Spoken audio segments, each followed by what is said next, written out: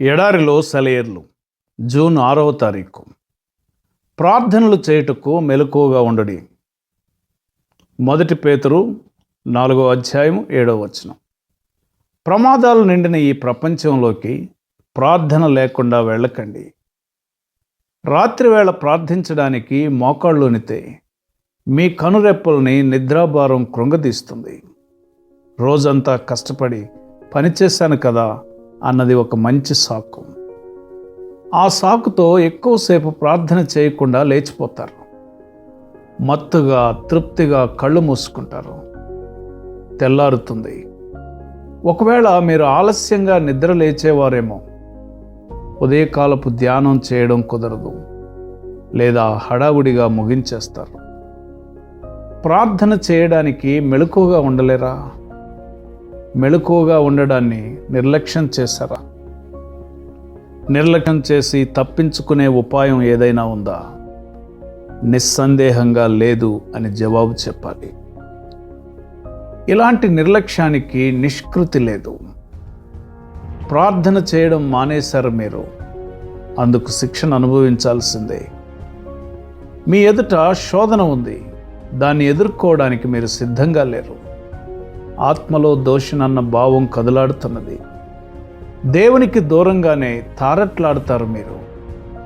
అలాంటప్పుడు నిద్రమత్తు వల్ల మీరు ప్రార్థన చేయడం మానిన రోజున మీ బాధ్యతల్ని మీరు ఎదుర్కోలేకపోవడంలో ఆశ్చర్యమేముంది?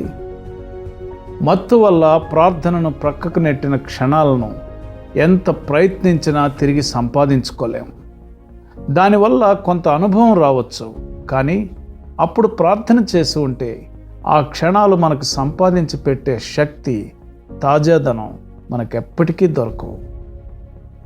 దేవుని కుమారుడు, మహాశక్తివంతుడైన యేసుకు కూడా తెల్లవారుజామునే లేచి దేవుని ఎదుట ప్రార్థనలో తన హృదయాన్ని కృమ్మరించడం విస్మరించరాని అవసరం అయినప్పుడు, మంచివైన బహుమానాలను, మనకు క్షేమకరమైన వాటిని అన్నింటినీ ఇస్తానని ప్రమాణం చేసిన దేవునికి నీవు ఇంకెంత క్రమంగా ప్రార్థించాలి?